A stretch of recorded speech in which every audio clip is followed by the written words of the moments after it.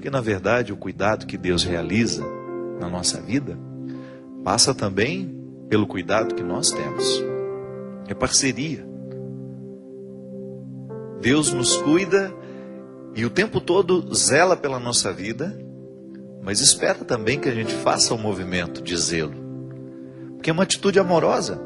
Você já parou para pensar que o amor, toda vez que nós amamos e somos amados, nós exercemos essa reciprocidade que também nos convoca a responsabilidades mútuas?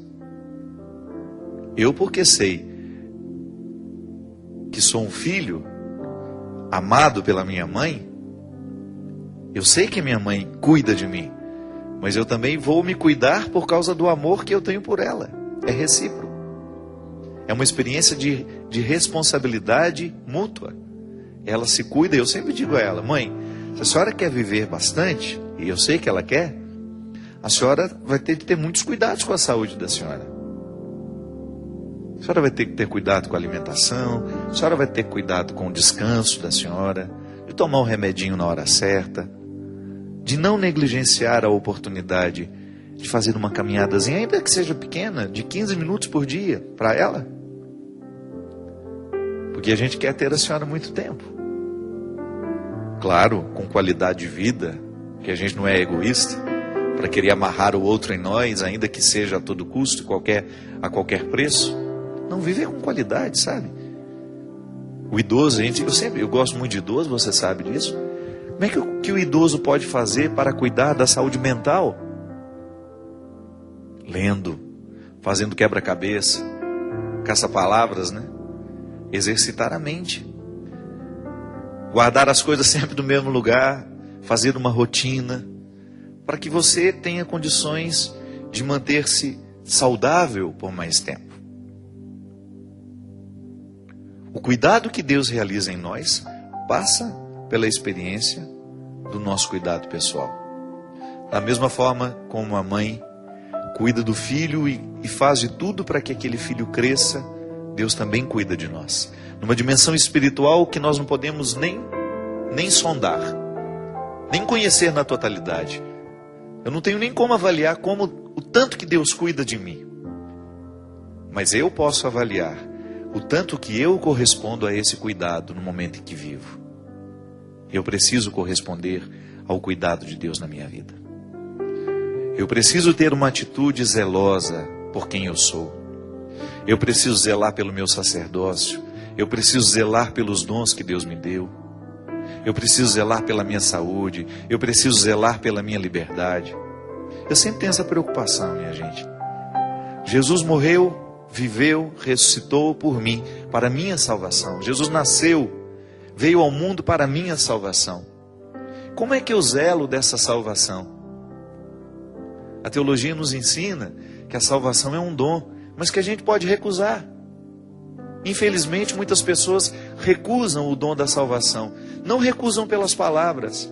Vão até diante do Senhor e professam ali a fé, vão à missa, vão ao culto, participam da celebração da palavra, mas não celebram com a vida a ressurreição, não celebram com a vida a salvação, porque nós precisamos honrar essa salvação, zelar pela salvação.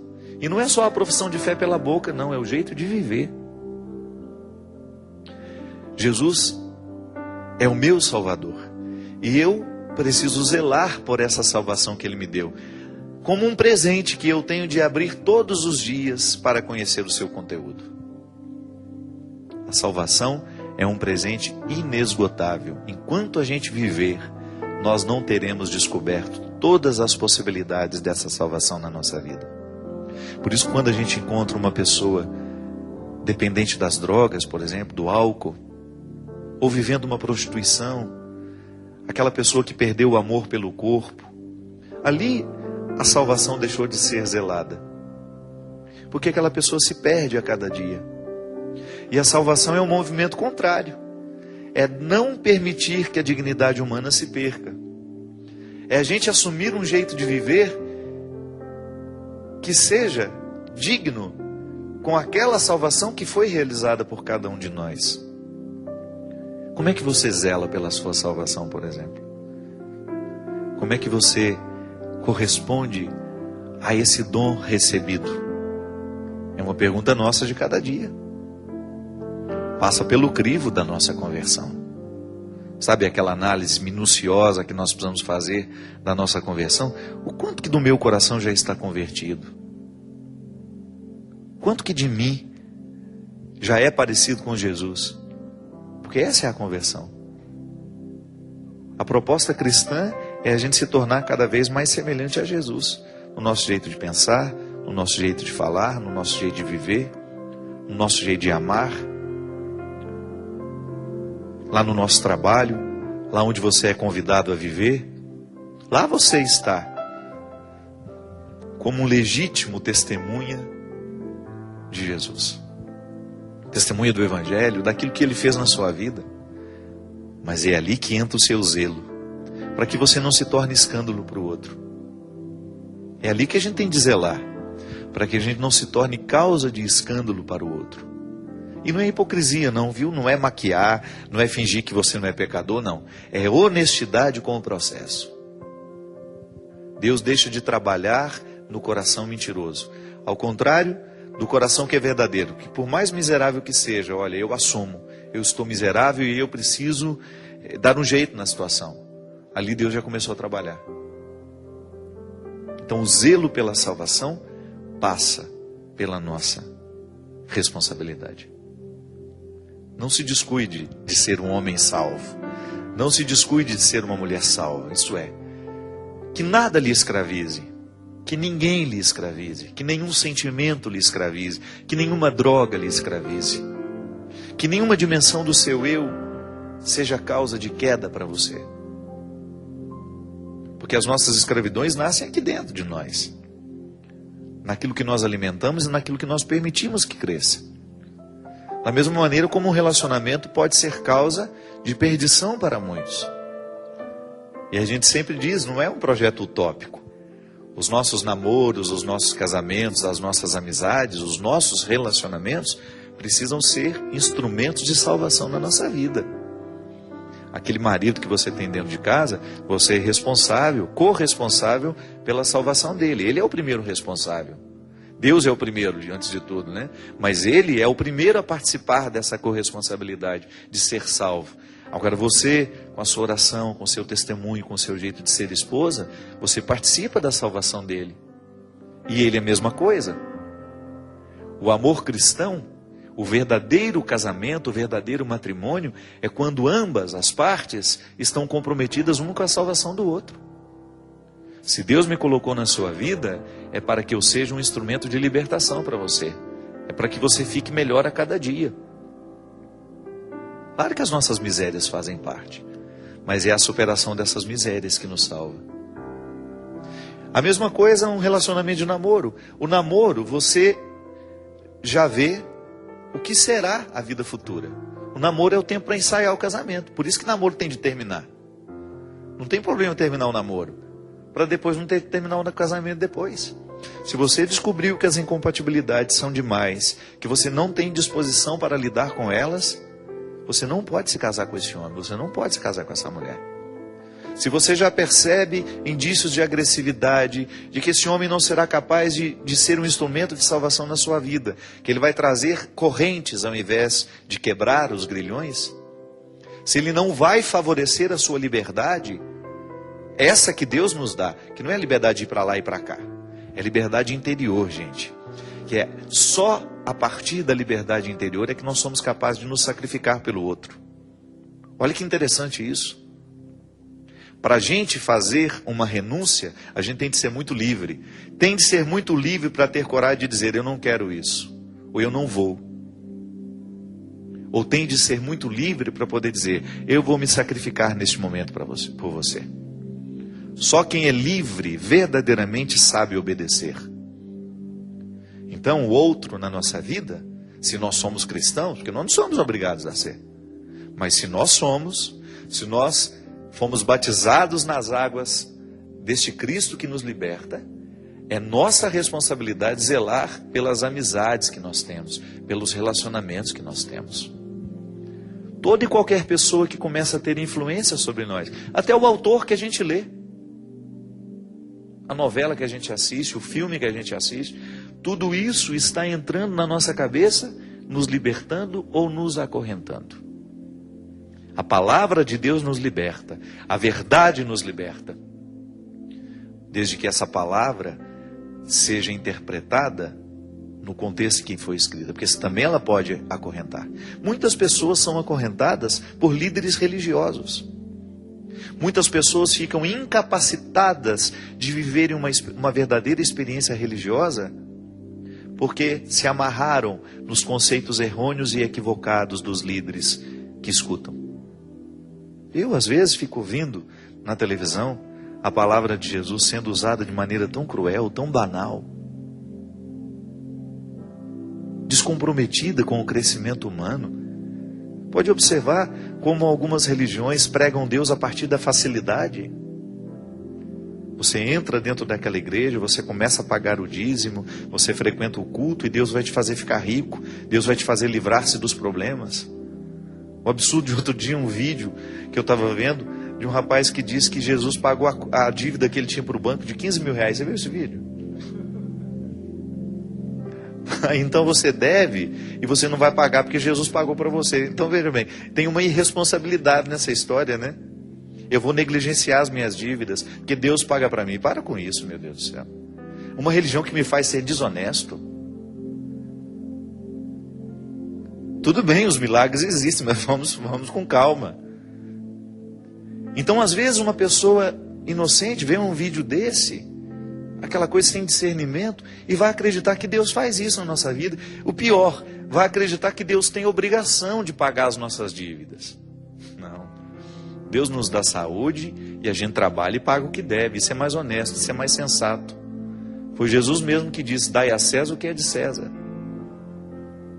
Então nós não podemos permitir que um discurso religioso venha retirar a nossa liberdade de conhecer a Deus, a nossa possibilidade de conhecer a Deus. Gosto sempre de dizer isso. É a frase que abre o meu novo livro, do campo de batalha à mesa posta. Na tentativa de conhecer e viver uma espiritualidade, muitas pessoas se limitam a viver uma religião. Cuidado, a espiritualidade é muito mais profunda do que a religião. Sabe por quê? A espiritualidade é o território onde você se experimenta livre, para ouvir a voz de Deus, para verdadeiramente interpretar o que é certo e o que é errado. A religião nos ajuda a viver a espiritualidade, mas a religião ela não limita, ela não pode ser o todo da espiritualidade, ela só faz parte, porque espiritualidade é toda a dimensão particular que você vive dos efeitos da religião em você, é o território da transformação. Então, quando nós ligamos a televisão e a gente vê a palavra de Deus sendo usada de maneira tão irresponsável,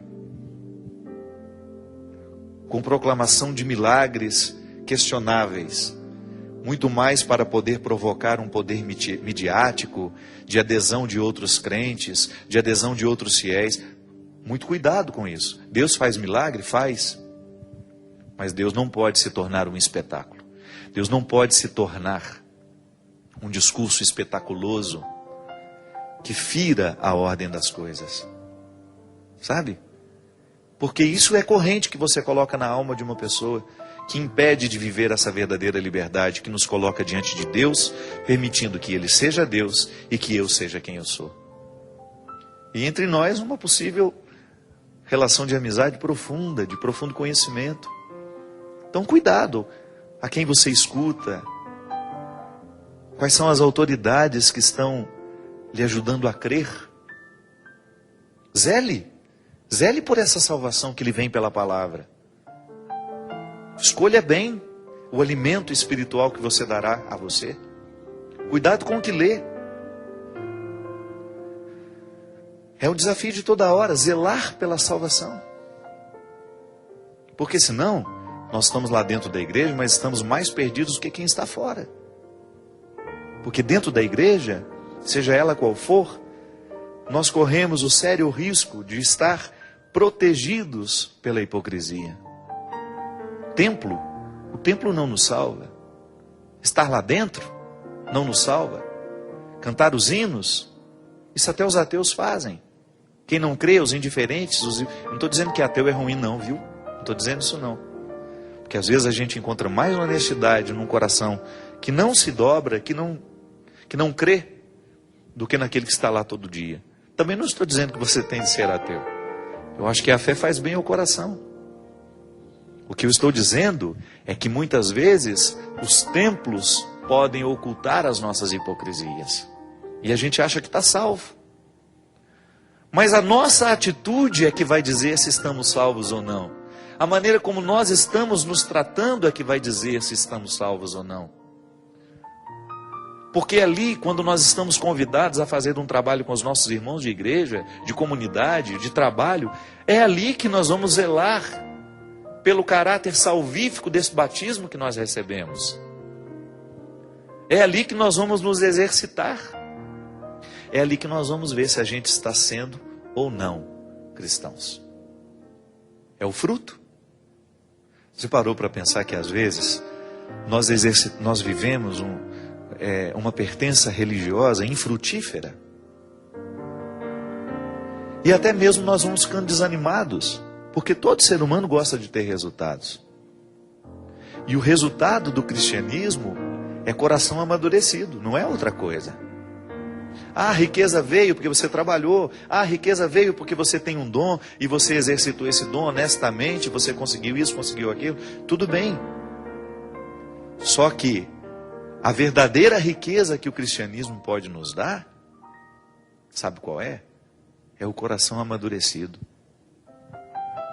Eu tenho pensado muito no Brasil nos últimos tempos, com todo esse avanço que a gente viveu. Crescemos muito, temos de reconhecer. Economicamente, ficamos mais bem posicionados, embora ocultemos muitas outras misérias por trás desse crescimento. Mas sabe o que me preocupa? É que depois que um povo tem condições de ter uma vida financeira um pouco melhor, um pouco mais estável, a gente tem de se preocupar como é que esse povo gasta o dinheiro.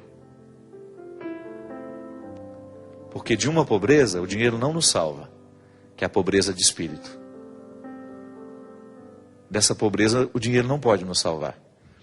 Então, melhorar as condições de vida dos brasileiros é bom? É muito bom. É muito bom saber que o nosso povo está comendo melhor. É muito bom saber que o nosso povo está tendo condições de viver com mais dignidade, de comprar a sua casa. Mas também não é bom saber que, paralelo ao desenvolvimento econômico, nós temos também um avanço cultural, que é quando um povo começa a ser educado no seu desejo, sabe? De sentir e desejar o que é mais nobre. Quando um povo é capaz de desejar o que é mais nobre. Quando você sente que o dinheiro trouxe às pessoas a oportunidade de crescerem culturalmente. De você sentir que esse povo está mais educado para querer o que é nobre.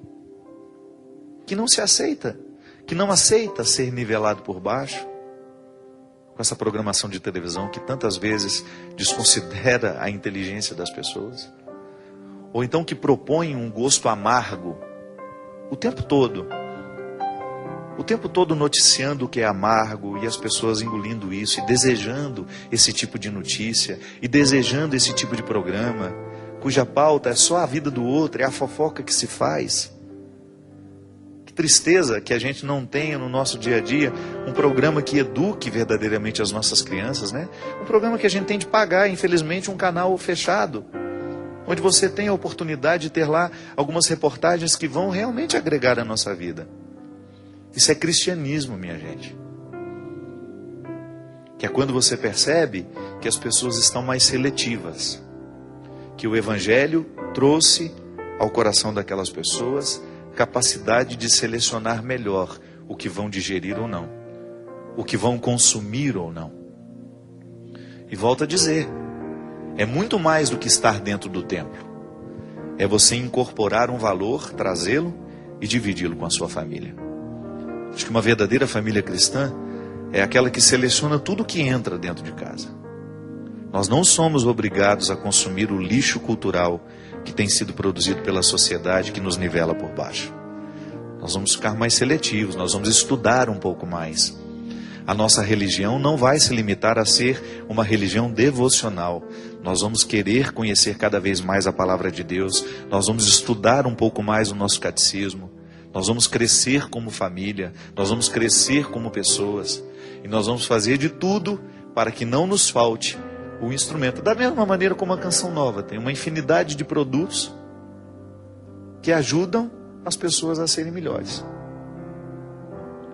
Canção Nova com o Davi, ela faz de tudo para ter um instrumental cristão de boa qualidade.